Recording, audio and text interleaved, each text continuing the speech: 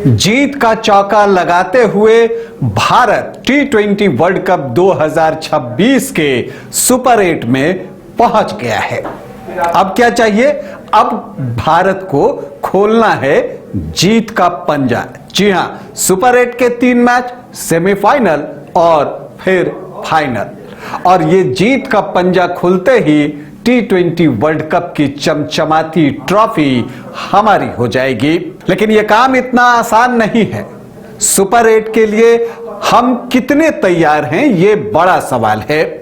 अब तक जो इस T20 वर्ल्ड कप में भारतीय टीम ने प्रदर्शन किया है, उसे देखते हुए कहां सुधार की जरूरत है और क्या चीजें हमारे पक्ष में है, इसी पर आपसे चर्चा करूंगा। नमस्कार, आप देख रहे हैं न्यूज बाइस्कोप और मैं हूं Rakesh Ranjan. Team India T20 world cup 2026 के सुपर 8 में शान से पहुंची। अपने चारों मुकाबले उसने ग्रुप स्तर पर जीत लिए। नीदरलैंड को आखिरी ग्रुप मैच में उसने पराजित किया। उससे पहले अगर आप देखें तो पहले मैच में अमेरिका को, फिर नामीबिया को और फिर पाकिस्तान को उसने पटकनी दी थी। लेकिन इतने के बाद जबकि भारतीय टीम चारों जीत के साथ सुपर 8 में है, कहां चिंता की बात है और कहां पॉजिटिव है भारत के लिए, यह देखना हम आज चाहते हैं। अगर आप देखें तो पहले हम पॉजिटिव की बात कर लें तो ईशान किशन जो है, उनका फॉर्म वो अपने लाइफ के फॉर्म में हैं और जिस तरह से वो बल्लेबाजी कर रहे हैं, उसे देखते हुए लगता है कि वो जिस मैच में चल गए वो मैच तो भारत के नाम ऐसे ही हो जाएगा। अब तक ईशान किशन ने 4 मैचों में 176 रन बनाए हैं और उनका स्ट्राइक रेट 202 से ज्यादा का है। तो ईशान किशन का जो प्रदर्शन है वो भारत के लिए पॉजिटिव है।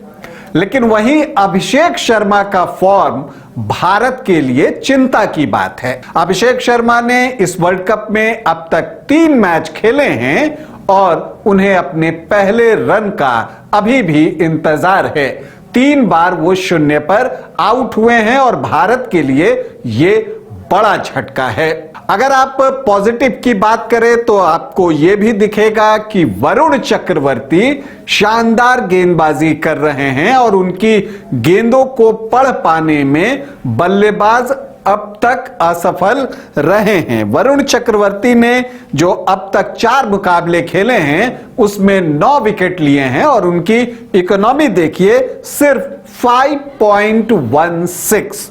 तो ये उनका फॉर्म जो है वो भारत के लिए पॉजिटिव है। अगर इसी लय में वो आगे के मैचेस में गेंदबाजी करते रह गए तो विपक्षी टीम की परेशानी बढ़ेगी और भारतीय टीम खिताब के नजदीक पहुंचते चली जाएगी। इसी तरह से जसप्रीत बुमराह का फॉर्म भी भारत के लिए एक शुभ संकेत है। काफी दिनों बाद जसप्रीत बुमराह के यॉर्कर सही पड़ रहे हैं और जब उनके यॉर्कर सही पड़ने लगते हैं तो किसी भी टीम को परेशानी होती है। और इतना ही नहीं, वो गेंदों को स्विंग भी करा रहे हैं और उनके आउट स्विंगर्स को समझने में परेशानी भी हो रही है, क्योंकि बिना एक्शन बदले विकेट के नजदीक से ही वो इन स्विंग के साथ आउट स्विंग भी डालते रहते हैं और उसको पढ़ने में बल्लेबाजों को परेशानी हो रही है। 3 मैचों में उन्होंने 4 विकेट लिए हैं और इकोनॉमी उनका सिर्फ 6 का है।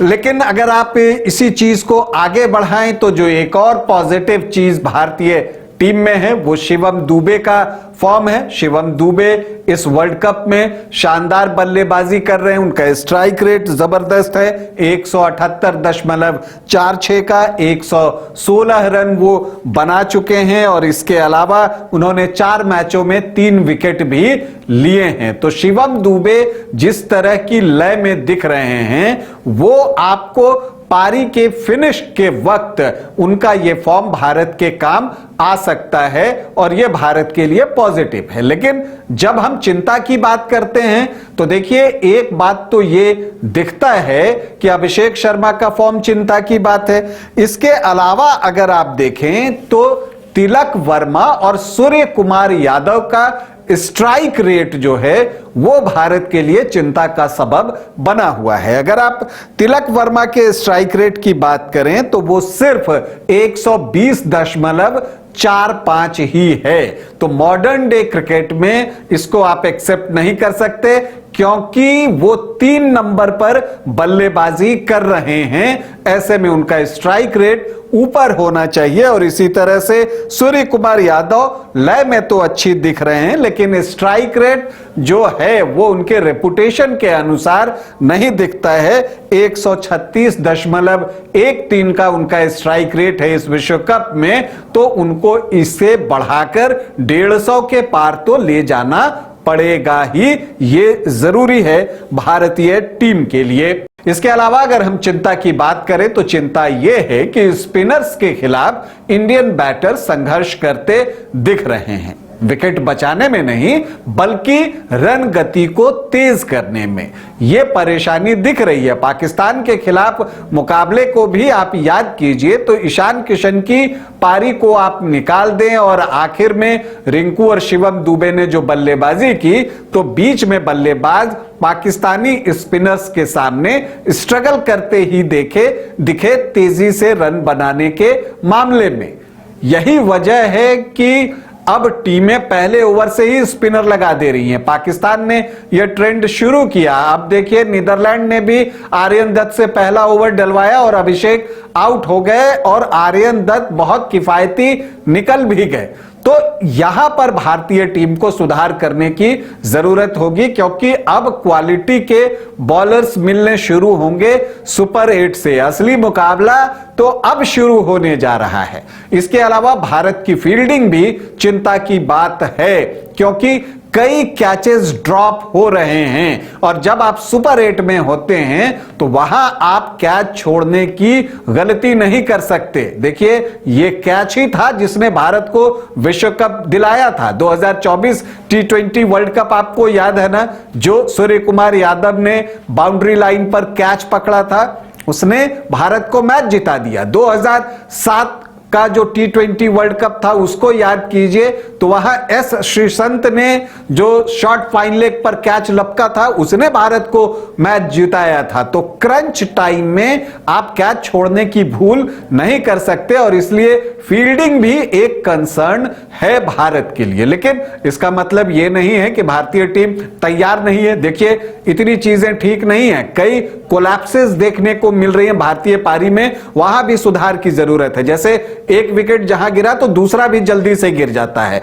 और उस वजह से रनगति नीचे आ जाती है। लेकिन आप यह सोचिए कि इन सारी परेशानियों के बाद भी भारतीय टीम जो टारगेट सेट कर रही है वो बड़ा टारगेट सेट कर रही है और उसे सक्सेसफुली डिफेंड भी कर रही है। और इतना ही नहीं, भारतीय टीम कुछ एक्सपेरिमेंट करते हुए भी दिखती है, खास करके गेंदबाजी के डिपार्टमेंट में। वरुण चक्रवर्ती, जसप्रीत बुमराह, इनको छुपा कर वो चल रही है, यह कहना ज्यादा बेहतर होगा। कोटा पूरा करने नहीं देती है बल्कि उनके कुछ ओवर्स बचा लेती है। पाकिस्तान के खिलाफ भी आपने देखा कि रिंकू सिंह, शिवम दुबे ने गेंदबाजी की। नीदरलैंड के खिलाफ भी आप देखेंगे कि वरुण चक्रवर्ती और जसप्रीत बुमराह ने चौथा ओवर नहीं डाला। तो इसका मतलब यह है कि भारतीय टीम के ध्यान में सुपर 8 है और ग्रुप मैचेस में वो उसी की तैयारी कर रहे थे। तो हम उम्मीद करते हैं कि जो थोड़ी बहुत कमजोरियां हैं उसको दूर करते हुए भारतीय टीम अब जीत का पंजा खोलेगी, मतलब बाकी बचे 5 मैचों में जीत हासिल करेगी और एक बार फिर से T20 वर्ल्ड कप का ताज हासिल करेगी। टीम इंडिया को हमारी ढेरों शुभकामनाएं। अभी आपसे अनुमति चाहेंगे, इजाजत दें, नमस्कार।